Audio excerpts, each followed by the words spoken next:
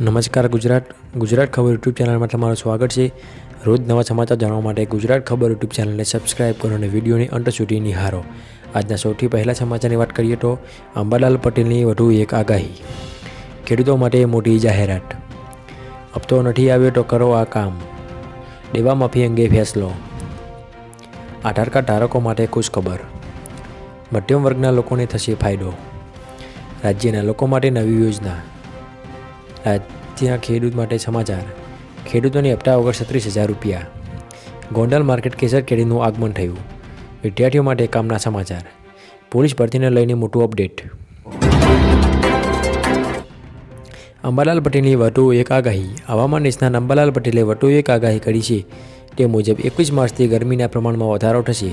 18 થી 24 માર્ચ દરમિયાન રાજ્યમાં વાદળછાયું વાતાવરણ રહેશે। આ વખતે ઉનાળામાં ગરમી અને વરસાદની બેવડી ઋતુ રહેશે, જેના કારણે ખેડૂતોની ચિંતા વધશે। સાથે એપ્રિલ અને મેમાં જોરદાર ગરમી પડશે। હવામાન વિભાગના જણાવ્યા અનુસાર આગામી 3 દિવસ તાપમાનમાં ફેરફાર નહીં થાય। 3 દિવસ પછી પારો 2 થી 3 ડિગ્રી વધતા ગરમી વધુ લાગશે। ખેડૂતો માટે મોટી જાહેરાત। રાજ્યમાં લોકસભાની ચૂંટણી પહેલાં સરકાર ખેડૂતોને રવિ પાકના લઘુત્તમ ટેકાના ભાવમાં જંગી વધારાની ભેટ આપી શકે છે। સૂત્રોના જણાવ્યા અનુસાર આગામી વર્ષ માટે ઘઉંની એમએસપીની 150 રૂપિયાથી વધીને 175 રૂપિયા થઈ શકે છે। લઘુત્તમ ટેકાના ભાવમાં 3% થી 10% વધારો કરવામાં આવી શકે છે।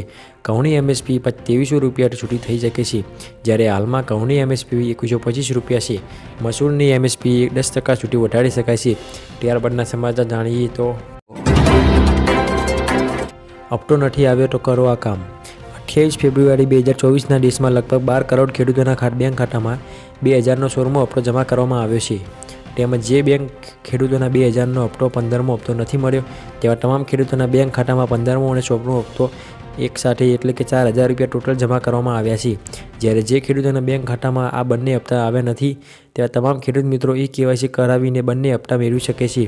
જેના માટે તમારે PM કિસાન government.in સાઇટ પર જમણી બાજુના આવેલી KYC પર ક્લિક કરો।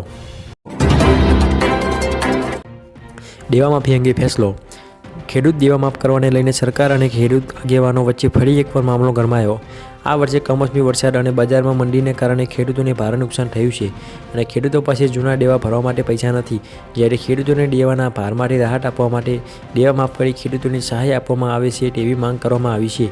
જ્યારે છેલ્લા 15 વર્ષમાં દરેક રાજ્યોમાં ખેડૂત દેવા માફ થાય છે, પણ આપણા ગુજરાતમાં કેમ નથી થતું? આધાર કાર્ડ ધારકો માટે ખુશખબર। જો તમે પણ આધાર કાર્ડ ધારક છો તો તમારા માટે સારા સમાચાર છે। તમને જણાવી દઈએ કે UIDAI એ આધાર કાર્ડમાં ડોક્યુમેન્ટ્સને ફ્રી ઓનલાઈન અપડેટ કરવાની સમય મર્યાદા 14 જૂન 2024 સુધી લંબાવી છે।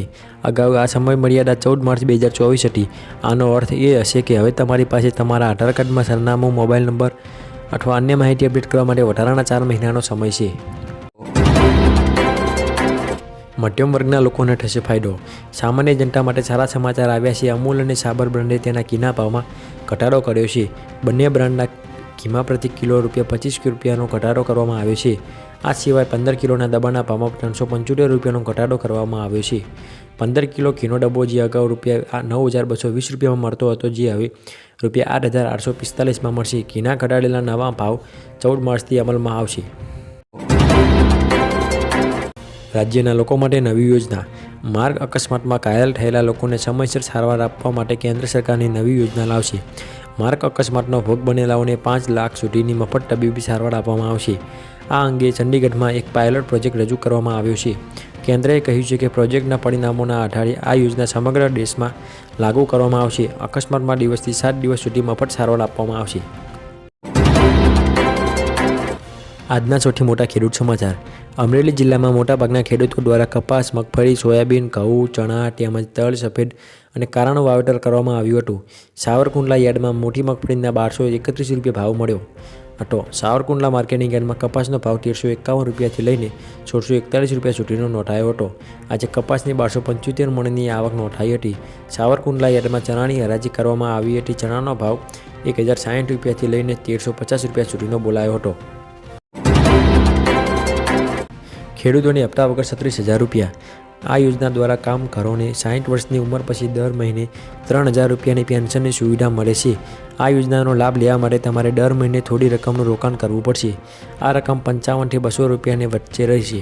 આ પછી તમને દર મહિને 3000ની પેન્શનની સુવિધા મળશે। એટલે કે આમાં વર્ષમાં ટોટલ 36000 રૂપિયાની રાહત આપવામાં આવશે। જેથી જે ખેડૂત મિત્રો દર મહિને 3000 રૂપિયાની સહાય મેળવવા માંગતા હોય તેવા તમામ મિત્રો ખેડૂત આઈ પોર્ટલ પર જઈને આ યોજનામાં અરજી કરી શકે છે। ગોંડલ માર્કેટ કેસર કેરીનું આગમન।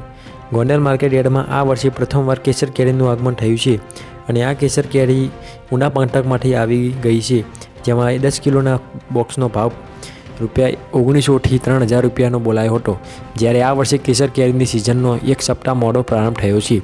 વેપારીએ જણાવ્યું હતું કે ગોંડલ ફૂડ માર્કેટિંગ યાર્ડમાં મોટા પ્રમાણમાં કેસર કેરીની આવક થતી હોય છે। આ વર્ષે પણ સિઝનના કેસર કેરીના શ્રી ગણેશ થયા છે, ત્યારે આજે રાજકોટના ગોંડલ ફ્રૂટ માર્કેટમાં 200 સારા ભાવ મળ્યા હતા। ગત વર્ષની વાત કરીએ તો 10 કિલો કેરીના બોક્સના ખેડૂતોને 1800 થી 2100 રૂપિયાના ભાવ મળ્યો હતો, તેની સરખામણી આ વર્ષે સારા ભાવ મળ્યા છે। વિદ્યાર્થીઓ માટે કામના સમાચાર। ગુજરાતમાં ધોરણ 9 થી 12ની સરકારી અને ગ્રાન્ટેડ શાળાના વિદ્યાર્થીઓને મફત પરિવહન સેવા આપવામાં આવશે। પહેલાં આ સેવા ધોરણ 1 થી 8ના વિદ્યાર્થીઓને મળતી હતી, જે વિદ્યાર્થીઓ શાળાની 5 કિલોમીટરથી વધારે દૂર રહેતા હોય તેમને આ યોજનાનો લાભ મળશે। આ યોજના માટે બાળક દીઠ પ્રતિ મહિને 600 રૂપિયા અપાશે। આ યોજનાનો અમલ 2024-25ના શૈક્ષણિક વર્ષથી શરૂ કરાશે, જેનાથી શાળાથી દૂર રહેતા વિદ્યાર્થીઓને ફાયદો થશે। પોલીસ ભરતીને લઈને મોટું અપડેટ। આગામી સમયમાં 12472 ખાલી જગ્યાઓ પર પોલીસની ભરતી થનાર છે અને આ વર્ષે થોડા દિવસ પહેલાં કરવામાં આવી હતી। ભરતીને લઈ ઓનલાઈન અરજી કરવાની તારીખ જાહેર થઈ ગઈ છે। તારીખ 4/4/2024 બપોરના 3 વાગ્યાથી 30/4/2024 રાત્રિના 12 વાગ્યા પહેલાં સુધી તમે ઓનલાઈન અરજી કરી શકો છો। ઉમેદવારની લાયકાત મુજબ કોન્સ્ટેબલ માટે ધોરણ 12 પાસ હોવું જરૂરી છે અને PSI માટે ગ્રેજ્યુએટની ડિગ્રી હોવી જરૂરી છે। જો આજનો વિડીયો પસંદ આવ્યો હોય તો ચેનલને સબસ્ક્રાઈબ કરો અને વિડીયોને લાઇક કરો।